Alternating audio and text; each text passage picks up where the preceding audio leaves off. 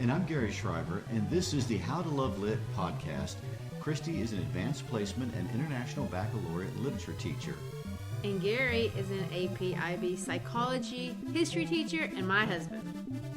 Last week we delved into section 1 of Fahrenheit 451, titled The Hearth and the Salamander. Today we're going to take in section 2, titled The Sieve and the Sand. And as we get ready to roll out the second section, I do have to give a shout out. Well, actually a couple of shout outs. The first being to my wonderful husband, because this week we spent the entire week, because it's spring break, in Cancun, Mexico, one of this hemisphere's amazing destinations. The Mexican people are some of the most gracious and hospitable. The beaches are some of the bluest, and the culture is thousands of years old. Gary and I laid on that beach and read this book in preparation for this podcast. And the irony was not lost on Gary that we were literally in a utopia on Earth reading about dystopia. So, with that bit of paradise on the mind, remind us, Gary, what we talked about last week. Well, first of all, I'm a great lover of irony, so I guess that's my habit to notice things like that. And secondly, I have to give you the fun Christy fact that we haven't given you yet. You weren't expecting that, were you? No. Not only is Christy left-handed, she is the absolute most left-handed female you may ever meet in your life. Just thought I'd pass that along. Before I do, let me not forget to thank everyone that is listening to these podcasts with us. We hope you're enjoying the discussions and the engagement of the text as much as we are. And if you do like it, don't forget, subscribe. Also, check out our website for notes. If you're a teacher, look for instructional materials and some links about the things we talk about here. Last week, we got a good chance to talk with Montag and watch him engage and compare two very different women in his world, Clarice and Mildred. Now, let me sum up a little bit about what they did. Chapter 1 was mostly about the comparison between Clarice, who was engaged in her world, who was connected to people around her, who was in touch with her senses and the things that she was experiencing in life. Montag meets her on the way home from work one night after he's self-satisfied from burning some houses, and he has a conversation with Clarice that completely mystifies him. Then he goes home to his very detached wife, and what happens, Bradbury spends a lot of the first chapter contrasting the person of Clarice with the person of Mildred, setting you up for this dichotomy, this extreme of one person who's disconnected with the world and another person who's very connected with their world. And this becomes very intriguing to Montag. So there's a lot of that goes on in the first chapter. Then eventually we see Montag and his firemen friends, Beatty, Stoneman, and Black. They go to burn an old woman's home because she has books there. While they're in the process of burning a house down, the woman basically commits suicide by setting the house on fire herself because she would rather die with her books than without them. Montag is stunned by anybody who would have such a passion. He makes him wonder what's in books that would make anybody want to burn themselves alive like that. He steals a book. He goes home. Once again, he talks with Mildred. He's reminded of how pointless their relationship is. And then we finish the chapter with his chief, Beatty, coming to talk with him about the meaning of life. And they end that chapter with a great discussion. All right, in today's section, just like the last section, the plot advancement really is very simple. The meat of the section is really going to center around the dialogue between Montag and a new character that we're going to meet, but mostly around the inner conflict that you see developing and really coming into a climax inside of Montag. So by way of spoiler, I do want to kind of run through the plot really quickly so then we can really engage in some of the extremely complex and nuanced philosophical and psychological arguments that we see Bradbury kind of putting forth through a very simple narrative. So point 1, or plot point 1, Montag and Mildred read together. Montag had thrown out these books after their visit, or really before their visit with Beatty in the first section, and he asks her to sit down and read them with him. Number 2, Montag remembers and then tracks down Faber. 3, Montag is going to show Mildred a Bible. 4, Montag goes to see Faber and they have a discussion. 5, Montag comes up with this goofy plan that he wants to burn down all the firehouses. 6, Montag goes back home and engages Mildred and her friends in the parlor, eventually scaring them and making everybody cry. 7, Montag goes back to the firehouse, but this time he has this thimble doobie wobber in his ear so Faber can hear and talk to him while he engages Beatty. And 8, the firehouse gets a call. Beatty chooses to drive the salamander. They go to Montag's house. Chapter ends. All right, that's the action in a nutshell. So now that we kind of know where the story is going, let's go back and see this argument that Bradbury is really trying to make.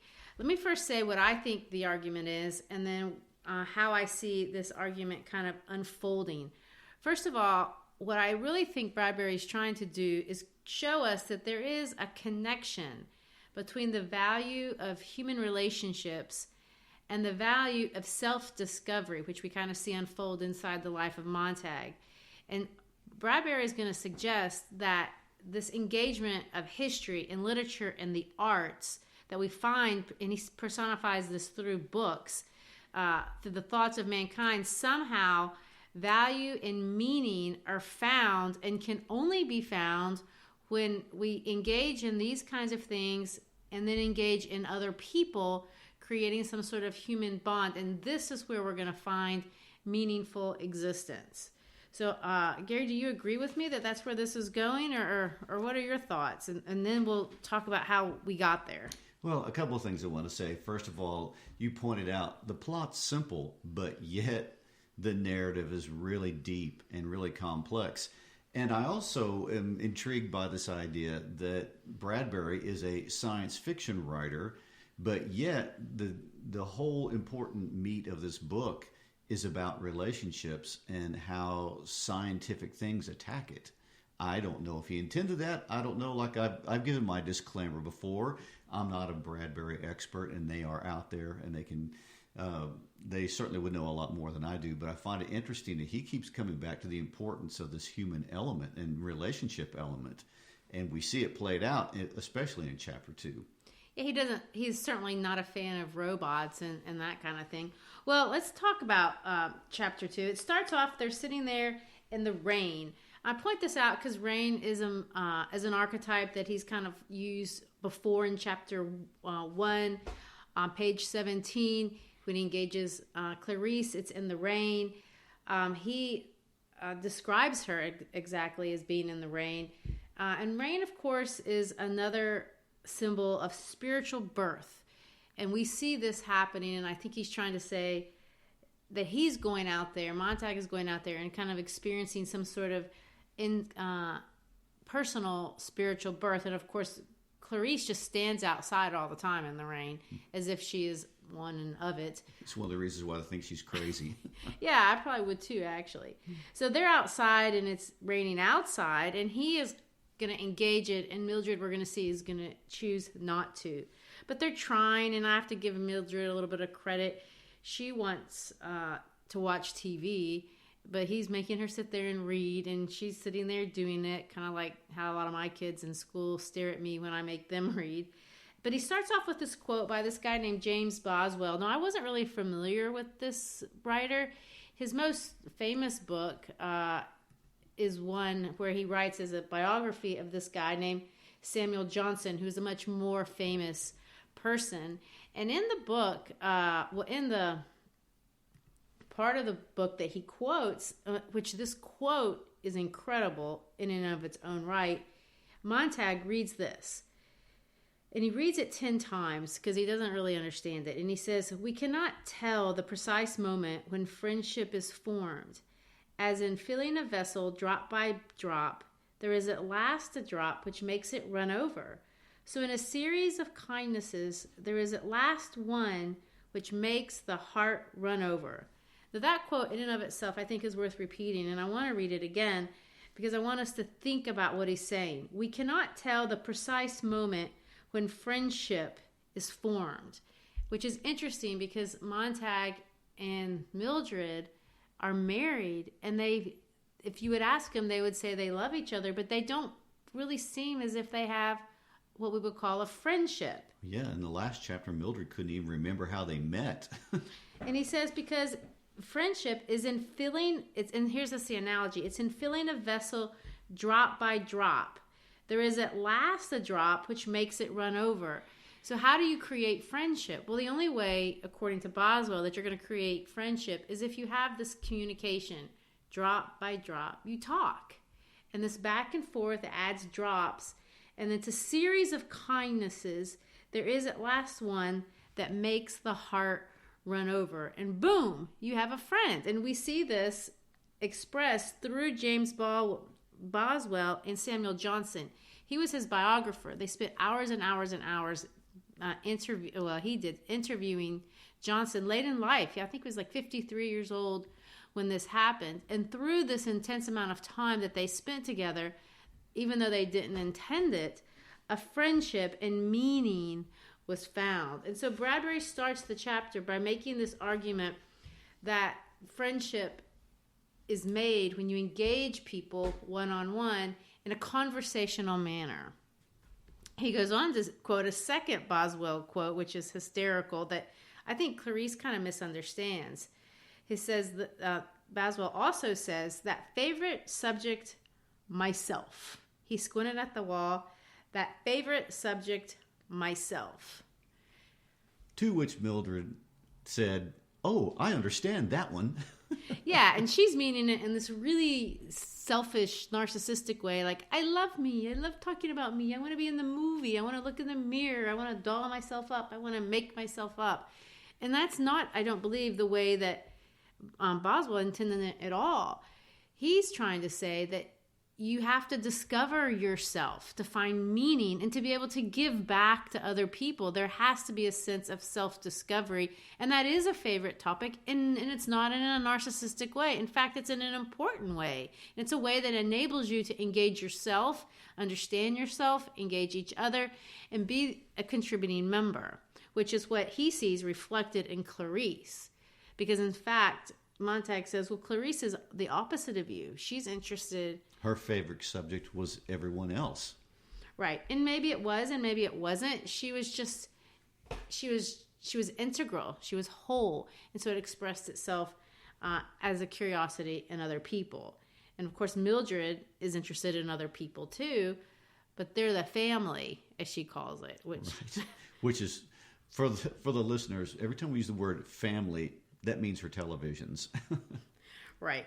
And of course, we see something else that's interesting, and I think is worthy of pointing out. Mildred is afraid, and she's really afraid that she's going to get caught. Actually, I think she has two feelings. She's bored out of her mind, and she's afraid she's going to get busted. And I have to wonder what she's so afraid of. Does she think they're going to burn her house down, or is she afraid of some sort of social repercussions that these books are going to infect her, and she's going to think a thought that she shouldn't think? I don't know. It doesn't explain it, but she's clearly horrified, and it almost feels a little bit irrational. And she says, why should I read? What for?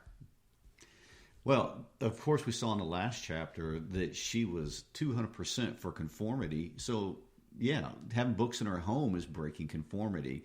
So, we can leave that to interpretation, whether she did that out of fear of the firemen coming for her, or whether she feared losing conformity more. Tell what she's not afraid of, and that's the bombers that are crossing the sky, going over the houses. They don't even notice. He brings it back again. And apparently it's getting bigger and bigger. They're circling. There's more violence, and it's just a part of everyday life. Well, I want to go back to the poem for just a moment. So Montag reads this poem to Mildred, and how many times did you say he read it? No, he just read the one quote. And it says he read it, 10 times? Right. Yeah. And that's important. He reads it 10 times, and the name of this chapter is The Sand and the Sieve, and he tells a story about being a young child, or when Montag was a young child, that older kids played a dirty trick on him. They gave him a sieve and told him if he could fill it up with sand that he would get a reward for that. And it took a while to catch on. You could never fill up the sieve because it's full of holes and the sand runs through it. Well, obviously, he's reading this poem 10 times, and he's in the poem is the sand, and it's going through his brain, which is the sieve, and he's having a hard time grasping its meaning. Now, in psychology, there's a field called linguistics, and all linguistics does is it studies the use of language, the meaning of language, how people interact with language, how we reify with language. And reify means you take something that's not real and you give it a linguistic meaning, and all of a sudden now it's real and it's there. Like I can throw out the word freedom. People can't really explain what freedom is, but they have an understanding it's a good thing and it's a positive thing, but you ask them to explain it, and they've reified it in different ways. Anyway, the point I want to make is that reading takes a couple of very specific psychological skills. When you're reading a book, and it's interesting that the Civ shows this, number one, you have to maintain a past narrative while you're reading a book. Number two, you have to make current sense of the page you are reading as you're collecting information. And number three, you are forecasting in your mind where the story is going, and you're making a judgment. Is the story interesting? Do I want to continue? Is it compelling? Is there any information I like? So you have three very complicated linguistic functions that it takes when you read things. And in Montag's world, all they do is read manuals, which really don't require all those skills. And so here he is now trying to take these three skills to implement and read something. He's staring at this poem over Well, this and over. is not a very uncommon problem. In fact, I had a parent that came in last week and a child that came in, and we were reading Huck Finn, and she was saying, I'm reading this. I promise you I'm reading this. And she fails every test. She says, I read it. It just comes in and it goes out. It comes in and it goes out. And this idea that you have to be able, well, you're saying hold the meaning in your mind, which is true. But you also have to be able to visualize what's going on, like create a little movie of what it is and add the details that they have left out to be able to make sense of it. And the more complex the text is, of course, the more difficult that becomes. And what Montag is trying to read, well, in this case, he pulls out the Bible, which is an interesting piece for Bradbury to choose. Why I picked the Bible? Of course, it's one of the most important canonical books in Western culture. And whether you are a person who believes it's a sacred text which written from the hand of God, or if you're a person who believes it's a human book, you have to agree that it's foundational to much of Western thought. And so it is indeed extremely complex, and it takes a lot to bring in. Can you take a moment just to explain what you mean by canon or canonical? Right. There are books that are a part of our culture, and they've been used to create our cultural understanding. So they've said, an author has said something very important, and then this has developed a conversation that has gone on over the ages. So for example, the words of Jesus are not just words of Jesus that were spoken 2,000 years ago, but he's putting forth an argument. The argument that we see in this chapter, that we see that he's reading actually out of the Gospels. And the quote that he says, the lilies of the field, the lilies of the field, the lilies of the field. Well, that comes from a passage in the New Testament where Jesus is saying, you are foundationally important. As a human being, you have value. The lilies of the field have value, but you have more value. Well, this is a foundational concept that we have constructed our democracy on. Our institutions are based on this. The value of each individual worth is a discussion that we've had over the course of Western culture, and people have spoken to this. They've agreed with it. They've disagreed with it. To what extent am I valuable? To what extent are my needs important and versus someone else's needs? And other philosophers and other historians and other poets have weighed in on this. Shakespeare has weighed in on this. Plato has weighed in on this. And so those works are founded upon this, and they're also part of the canon. So Shakespeare is part of the canon.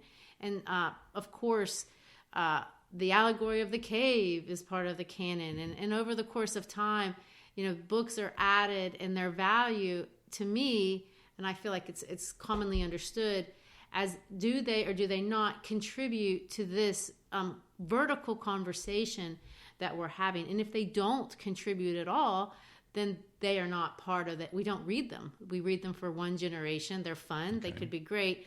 but they go away. They don't stick like some of these do. So he starts off, of course, with the Bible, and it's boring to Mildred, and he doesn't understand it either. But he comes back to the idea of there's some sort of meaning to this, and this meaning, whatever is in this book, has such important meaning that it's going to give me meaning. And he looks to her, and to me, it feels like that the ideas don't connect. You really have to think about them to find the connection, because he looks at her and he says, does the white clown love you? He's looking at the television, which of course is not canonical. It's meaningless. It's not designed to have meaning. And he says, does the white clown love you? And she doesn't even understand the question. Yeah, and what's interesting, when he looks at Millie and says, Millie, does the white clown love you? It's a question about intimacy.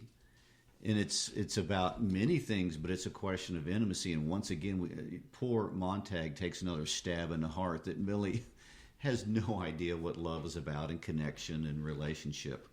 No, and their whole world is designed to where you don't have to. Because remember, this is a society that is built on the idea that happiness is the goal. Life constitutes happiness, which is arguable. And there are many philosophers in Western culture, and I think Eastern as well, that would say happiness is not the goal. You do not find meaning. You don't find fulfillment in pursuing happiness. In fact, you find the exact opposite, which is the argument that he's putting forth. Oh my gosh, he's hammering that like every page. Right. And Mildred, he's going to say, isn't happy. She's got to take her pills. When she lets her guard down, when she stops the noise, when the white clown is quiet, she collapses. And so she keeps it on all the time. She never has that moment when he goes to see Faber, which is what he's going to do next. The subway is blasting people with noise. Never think, never think, never think. Because in the thinking will you find discontentment. And of course, he found that to be true. So he goes and finds Faber. And when he gets in there... Let me interrupt for just a second. Yeah. Remind us who Faber is. Oh, yeah. So Faber is this guy that he had met years ago sitting on the bench.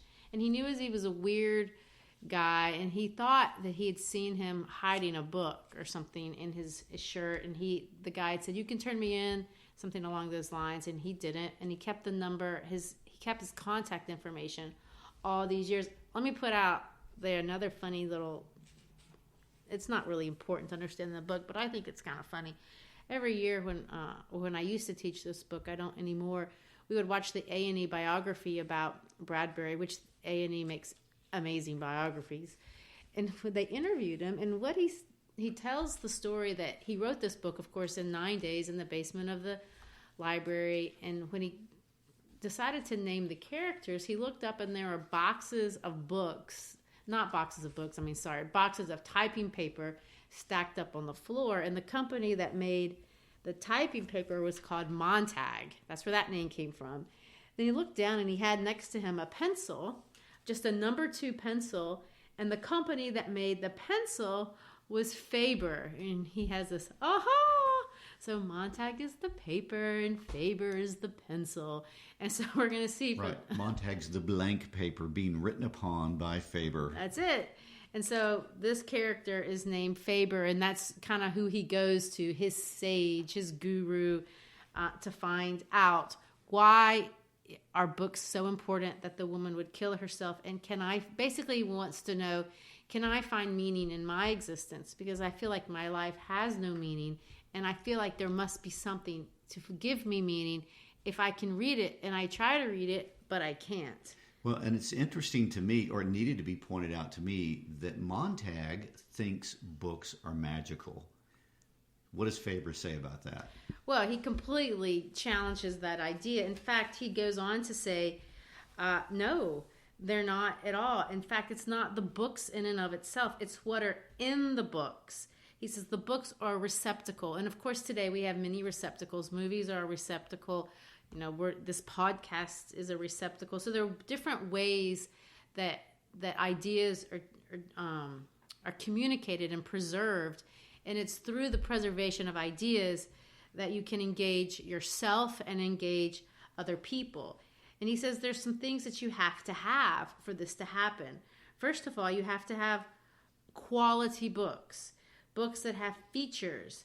He says that are going to have pores, that have something to say. And he's going to say something that is, of course, unpopular these days, that is controversial. They should make you feel uncomfortable. And today, even in school, we're often taught we don't want to have controversy because controversy will create disagreement. Disagreement will create antagonism, which will create hatred, which will create problems and discomfort. And of course, that's not what we want. And he's going to say, you have to have that. You have to be able to disagree about things. You have to be able to be wrong. And he says, in fact, he goes back and he references Jesus. He goes, Jesus today, Christ is one of the family now. He says, I often wonder if God recognizes his own son the way we've dressed him up or dressed him down. He's a regular peppermint stick now, all sugar, crystal, and saccharin. And of course, Jesus was anything but a peppermint stick or something that was easy to swallow. He was the first to say that my words are divisive. They divide families. In fact, they were so divisive, they divided a group of people to the point that they murdered him solely on the basis of what he was saying. So Christ, it was first and foremost a controversial character that was introducing the world with words that where he would have quality and features that were engaging people, and how you engaged his words created a very strong reaction. And Faber is going to say that's important. So you have to be able to engage difficult things, think through them, that people could potentially disagree with. And the second thing you have to have is leisure. You want to speak to that? Well, I want to go back for just a moment to the whole books are not magical conversation. Faber, I feel like, is introduced at this point because up to this point, Montag is pursuing books and what they might hold in the same way that Millie was pursuing her sleeping pills. He thought maybe they had some pleasing anesthetic power. I don't know. But Faber is interjected into discussion to say, no, they're not another form of a sleeping pill. They're not ear thimbles with music playing. They're a whole completely different entity. And what books do is that they record life with all of its pores, as he said. In other words, warts and all. And for the point of making life three-dimensional, Mildred's world was all these flat screen televisions, which her world was two-dimensional. And Faber's saying, no, the life is three-dimensional. And he says these books have details because they have to have details because we're afraid that we'll forget what life is about without those details. Well, it's also interesting that one of the complaints that Mildred says is that the books aren't real. And people say that about fiction all the time. Why do you read fiction? It's not real. Well, a person who studies literature would argue, and I think it's absolutely true, that they are real. In fact, perhaps they're more real. They're presenting life in an abstract way. They're not a reflection of one person's life, but they're kind of a discussion about things that happened in life in kind of a condensed form, and it allows the writer to present, this is the way I engage the world. This is looking at the world through my lens. This is how you see it. So you can never live another person's life except vicariously. And so it gives you the opportunity to engage another reality in an honest way and an open-minded way, which other mediums can't do. And most importantly, Bradbury has this great quote that's going to come through Faber. Maybe books, the most important reason we have books, he says, books remind us what asses and fools we are. Oh, that is an awesome quote. It is. And when I read that, I immediately thought, oh, that is the arrogance of the present. In other words, if you think the life you are living in this current moment is the most advanced life is ever going to be, that we are the most enlightened and all these kind of things, you have this arrogance of the present. And if you don't ever read a book or do anything that takes you away from this current present moment, you become well, let me say this. You see this current moment as the authoritative statement on everything. And as a result, you end up with this arrogance. And so books take you away from that and remind you, if you take yourself too seriously, you're an ass and a fool. Well, yeah, because everyone's lived the same thing in a different setting over and over again. That the hurts that I have are the same ones that Hester Prynne had, and the same ones that Antigone had.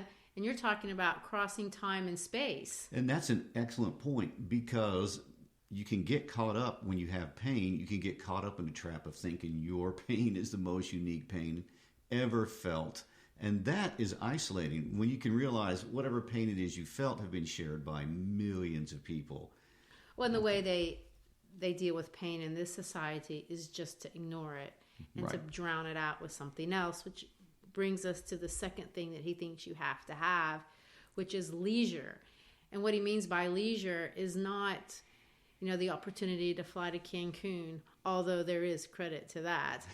Or the opportunity to smash up cars or hit dogs and rabbits, or those other forms of entertainment in chapter 1 of the book.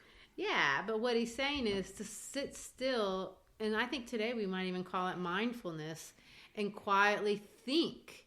Think about what someone says and come to your own conclusions. To what degree does this have merit? To what degree do I identify with any particular concept or belief or philosophy that I didn't already know? And so you have to have, he says, leisure to digest it. And then the third thing is unusual. And I wouldn't have thought that a literature professor would have said this, but of course, Bradbury has this literature professor saying it. He says you have to have, number 3, the right to carry out actions based on what we learn from the interaction of the first 2. Meaning you have to feel like you have personal agency to do something with what you're thinking, which we see Mildred doesn't have. She doesn't want personal agency. She doesn't want to be different in any kind of way. And you have to have that freedom, or you can't be a fully engaged human being. Let's talk about one more thing before we get rid of Faber's discussion. We move on to the next part of the book. He talks about the fact that we dropped reading voluntarily. He says, basically he said, we pursued ignorance as fast as we could. We wanted to be stupid.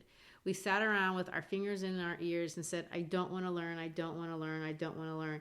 He was going to say the newspapers didn't quit producing them because they made them. They stopped producing them because people were only interested in 2 kinds of news, and he calls it passionate lips and the fist of the stomach. In other words, we liked to hear about gossip and we like to hear about violence. He also says one other thing. He says they shut down the universities because nobody wanted a liberal education anymore, which I find interesting because, when I gave my daughters advice about what they wanted to do with college, I said, well, whatever you do, make sure that you come out with a degree that will give you cash at the end. I wanted them to have a marketable degree. Well, liberal education is designed not to provide a marketable degree at all. It's designed, liberal means as in you're going to have liberty of thought. And a large general body of knowledge instead of a specific body of knowledge. Right, so that you can problem solve. You're not learning how to fix something. You're learning the complex concept of solving larger existential problems. And he says we stopped that because nobody cared anymore about that. People didn't want to engage text. They didn't see the value of the canon. They didn't want to talk about the meaning of things. And he says that there's a great loss in that. How do you feel about that? Of course, as a history teacher, that's what he's talking about. We don't care anymore about history. Well, yes, and I'm going to avoid the arrogance of the presence myself in my comment right here. It's certainly the tradition of teachers and people who are cultural critics to currently say that the age we are living in, people are getting dumberer and dumberer and becoming less able intellectually. I don't know. We just grow in different directions in how we learn and what we consume and now we have the first digital generation hitting high schools that have had to incorporate a digital world that's new. in their learning and their ability to think. So they're abandoning some old traditional ways of learning and problem solving while they're engaging this whole new digital world. And I think Bradbury was terrified of that. I don't think he knew, he had no way to know of where that would go. But he saw the risk in that because it could produce lazy thinkers if you have somebody that's thinking for you. Well, like we say about the internet will certainly give you a lot more information, but it will not make you more intelligent. No. And he says, I think, you talked about your favorite quote in the book. I think my favorite quote in the whole book comes right out of this section too, when he says, because I really think this is true. He says, those who don't build must burn. In other words, you're going to be the group of people, part of that group of people that creates something, that this positive energy that pushes forward, or you're going to be the part of the culture that tears down and slashes and burns what other people have built, attacks. You know, you have this voice of anger, this voice of deconstruction, and he goes, you're going to either be one or the other, and the person who is likely to disengage is a burner, so to speak. A burner. You're either a producer or a consumer. Yeah, he sees it as very cut and dry, black and forth, two sides of two different groups of people. Do you think that's true? Well, I mean, you can't take 7 billion people and put them in two groups. But I think those threads are there, and especially psychologically, when you get into therapy situations, one of the things you assess when working with somebody is, are they a consumer? Are they a taker? That's a very important aspect to understand. Or are they somebody being taken advantage of by a taker? And he's going to say, and I think it's, of course, I find in myself those two sides. And when I'm participating in building, you know, I don't have the energy to destroy, and I don't even want to. I can be more forgiving of other people in a different kind of way. So he references all this, and then, of course, goofball Montag says, "Oh, I'm just going to burn down all the fire stations," and he has a very, a simple solution, and all thinking starts simply. Yes, he's going to sneak books into the firehouse. Then he's going to tell the authorities the firehouses are full of books. Go burn down the firehouses. And I find it interesting that Faber doesn't actually just rip them apart, because this is silly. But he challenges it, and he gives them this other option. Why don't you just go back and take my little headphone with you and engage, your old buddies. And this time I'll go with you and see what happens. So they do. They go back, but before he gets to the firehouse, he has to go by the women. And he can't help it. He has to mess with them. And I find it interesting because he's got all this passion. And he feels something so deeply, and it's just going to express itself in this very dangerous and not necessary way. Well, it's interesting. Whenever people develop a new passion, there's always a maturity that lags behind it, the maturity that can not control the passion but can steer it. So you don't want to necessarily turn the laser beam off. You want to direct the laser beam, and of course he's not good at that yet. No, and the idea is he's doing exactly what you're supposed to do when you get a new idea. According to Faber, he got this new idea. He had this thought. He had like 5 minutes to think about it. I guess not intense labor.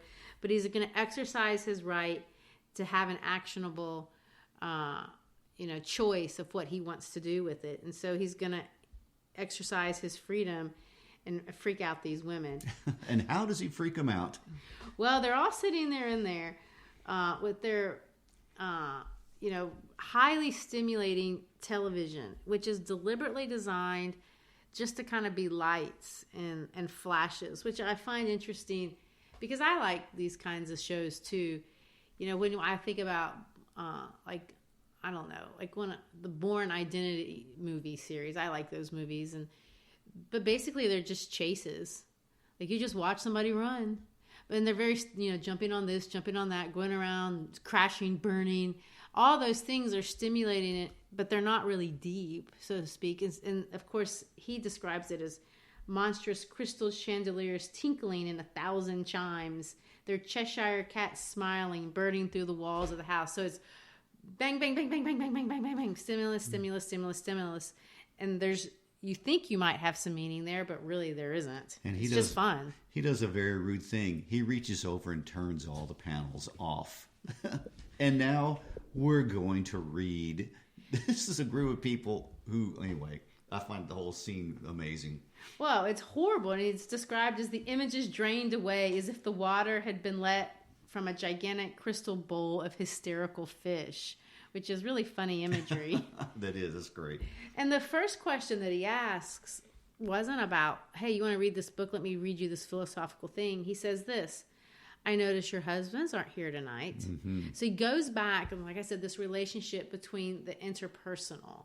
And because he's seeing that disconnect is affecting his soul and his heart, and it's affecting theirs too. And you see that they don't have a connection either with their husbands. In fact, they draw attention to this. He says, well, Pete's at war. Going to be a quick war, 48 hours. And then she says, Pete and I, we've already decided we're not going to cry if something were to happen. We're independent. Be independent, he always said. If I get killed, you just go right ahead and don't cry. Get married again and don't think of me. And of course, they all kind of have this kind of detached relationship, not just with their husbands. And he's not attacking romance or anything like that. They have the same thing going on with their kids. Well, yeah, the husbands are disposable and interchangeable. And the children are the same. And one of the ladies talks about her children and said they just as soon kick as kiss me. And I have them 3 days a month, but I'm always able to get rid of them and put them in school and do all those kind of things. And so he's laying bare all their detachedness from their relationships. And then to try to throw him off this disturbing conversation, they say, well, let's talk politics to please Guy, as if that's going to be an improvement. And it sounds improving. Politics sounds serious. And you see that they have as much political engagement as a child. They're selecting their president based on his beauty. Oh, he's a beautiful man, which lots of people do. This guy's ugly. And you see that they're being manipulated through the television on what to think about any particular thing, and the manipulation isn't even very deep. It's very simplistic. They don't want to think about anything, so they just make snap judgments. Of course, you're going to select Winston Noble over Hubert Hug or Hogue, however you say that. It's horrible. And of course, Montag wants to, jump onto something a lot deeper. And so he says, well, let's just talk about poetry. And that's everyone's death words. I would like to say this in defense of Montag and everybody else. Poetry is difficult for people who have been reading. It is difficult. And poetry is designed to be difficult. It's this condensation of language. You're not supposed to read a poem just once. You're not supposed to get it. You're supposed to meditate on it. You're supposed to think through it. It's supposed to have so many layers, and it's a real hard, difficult mental exercise, which we're going to have a supplement to this episode because we know you want to get into some poetry. Well, I wanted to say, first of all, Montag is going to read this poem, Dover Beach, which is a very fascinating selection that Bradbury has taken to help make his point in this part of the story. And we will do a separate podcast where we talk about that. And I want to tell you right now, Christy is an excellent poetry teacher. That alone is worth the listen. She will explain a lot of great things about the structure and form of poetry. And once you get some of those explanations and you look at this poem and it gets taken apart and gets reapplied back to Fahrenheit 451, you will admire Bradbury even more for his selection of this particular poem at this particular point in the story.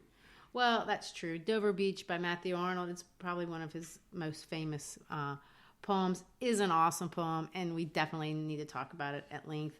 But he wants to read it, and you see that he's going to make them, against their will, listen to them read. And he begins to read in a low, stumbling voice that grows firmer as he progressed from line to line. And it says this: his voice went out across the desert into the whiteness and around the three sitting women there in the great, hot, emptiness. And of course, all these adjectives are used metaphorically because empty can't be hot, but it's just this intensity of, I guess, rage. They're super mad. And he reads it. The sea of faith was once too at the full and round earth's shore, lay like the folds of a bright girdle furled, but now I only hear its melancholy long withdrawing roar, retreating to the breath of the night wind down the vast edges drear and naked shingles of the world. Now, if you're like every other student in literature, you just went, huh? I just had a sieve moment right there. I know. I just went through. You're supposed to. But I do want to talk about the women's reaction. Mrs. Phelps cries. This is so disturbing to these women to have this poem read to them. And there are reasons why. Tell us some of the reasons why they're crying and upset about just hearing this poem. Well, first of all, they're confused, and they don't want to be confused. They live in a world where you have sounds and everything's simple, and you're fed everything, and you don't feel any need, and you're being read stuff that you can't understand. That in and of itself, I think, leaves them disconcerting. But the second section of this poem that he pulls out says, "Ah, love, let us be true to one another, for the world which seems to lie before us like a land of dreams, so various, so beautiful, so new, hath really neither joy nor love nor light." Now that's the most famous line in the poem. Ah, love, let us be true to one another. Well, these are passionate words, and you can, even if you don't understand the context, you feel I think anyone would feel the passion of the poet. And yet he says something like, the world hath really neither joy nor love nor light nor certitude nor peace nor help for pain. And those are all negative things. And she's being confronted with these maybe for the very first time, and it just bothers her. And it ends with ignorant armies clash by night. And of course, her husband's at war. You don't want to think about this stuff. It's not nice. Well, needless to say, it does not go well. And Faber is whispering in Montag's ear through his earpiece that he's created, telling Montag, play it off, get out of the situation, go throw the book in the incinerator, act like you're having your...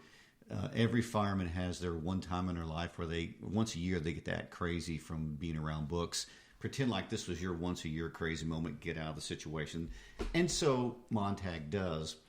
And I feel like we go on to a very, very important line later on.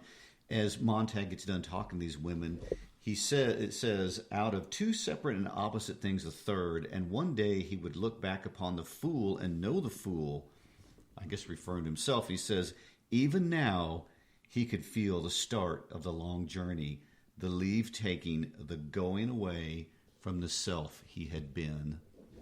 Yeah, you see this... Well, he's done a very, very dangerous thing, and I really think you could almost say that this is a climactic moment from him. And the climax and stories, people think it means like the point where they have the biggest part of the action, which the big reveal. Yeah, which in this case doesn't happen until the next section in terms of the plot. But right here, he's doing something from which he cannot retreat.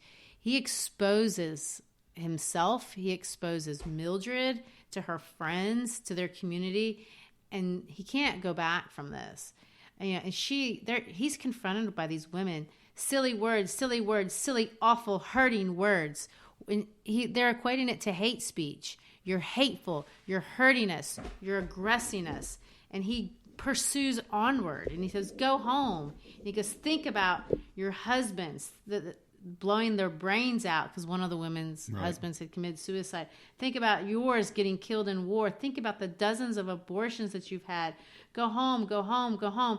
And he's basically saying, think about difficult things that are going to pain you, things that are going to make you uncomfortable. And he can't go back from that. Even Millie's not going to let him go back from that. This is a very important thing. Whenever you deal with people who... have a sea change. And a sea change to me is that moment where they realize the world is different than what I ever thought it was before, and I can no longer go back.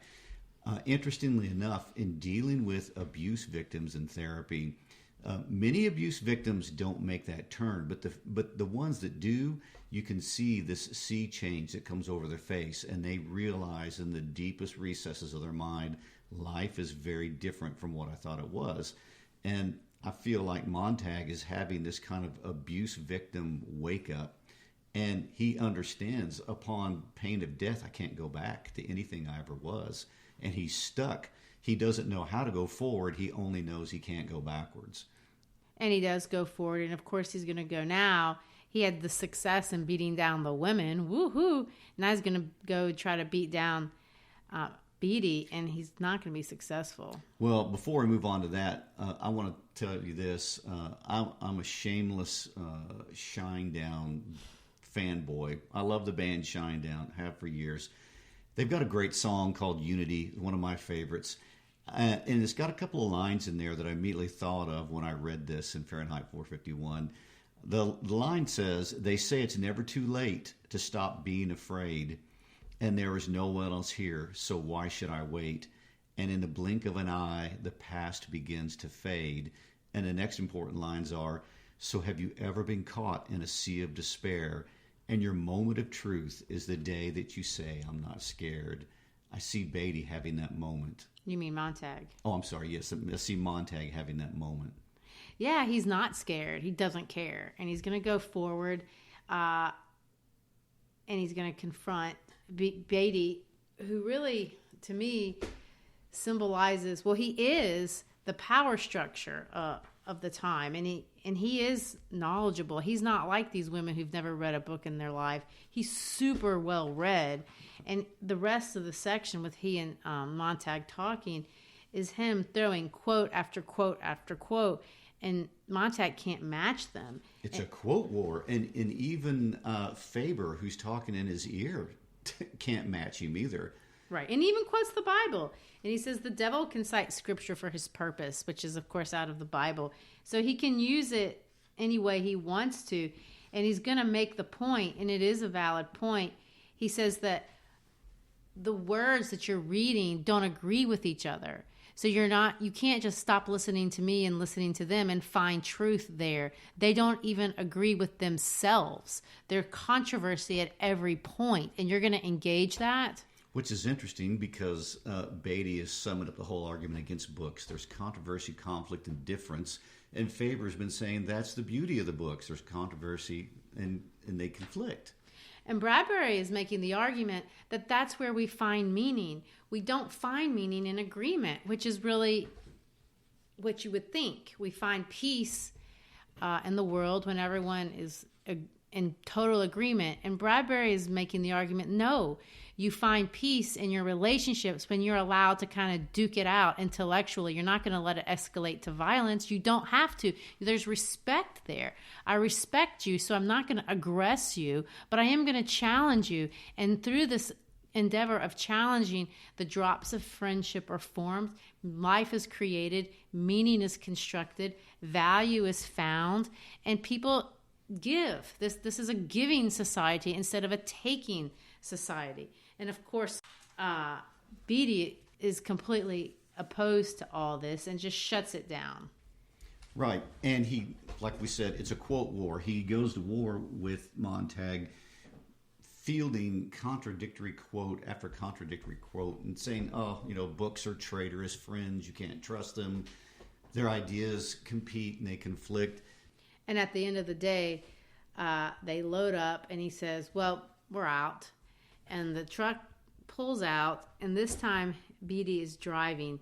And this, I think, is where we see this engagement of technology, where Bradbury is introducing the third idea that I think is important, and that technology can be used to create tyranny and to shut down conversation.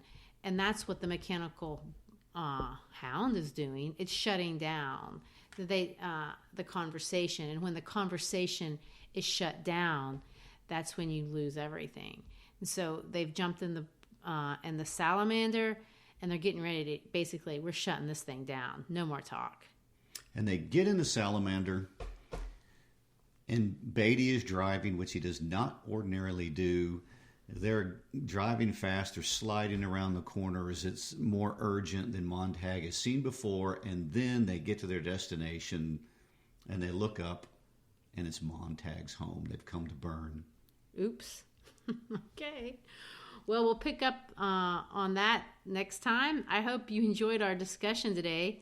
As you can tell, Gary looks at these texts, many of them are my favorite books, from a different perspective than I do. Some of these books I've taught for years from a traditionally literary perspective. He brings fresh eyes from the context of history, psychology, and culture, being a musician and a teacher. I hope, if nothing else, we've given you something to think about today. And don't forget, if you have a particular book you like us to talk about, or if there's something in this discussion that we really should have added, let us know on our Facebook or Instagram page. We'd love to hear from you. It's not our goal, I hope, that you realize that you agree with us. We just want you to engage the books and enjoy thinking about them like we do. So, coming to you from Memphis, Tennessee, again, thank you for sharing your time with us today. Reach out to us anytime on our Facebook, Instagram page, or website. Until next time, when we conclude Fahrenheit 451 with the final section called Burning Bright. Don't forget to subscribe. Peace out.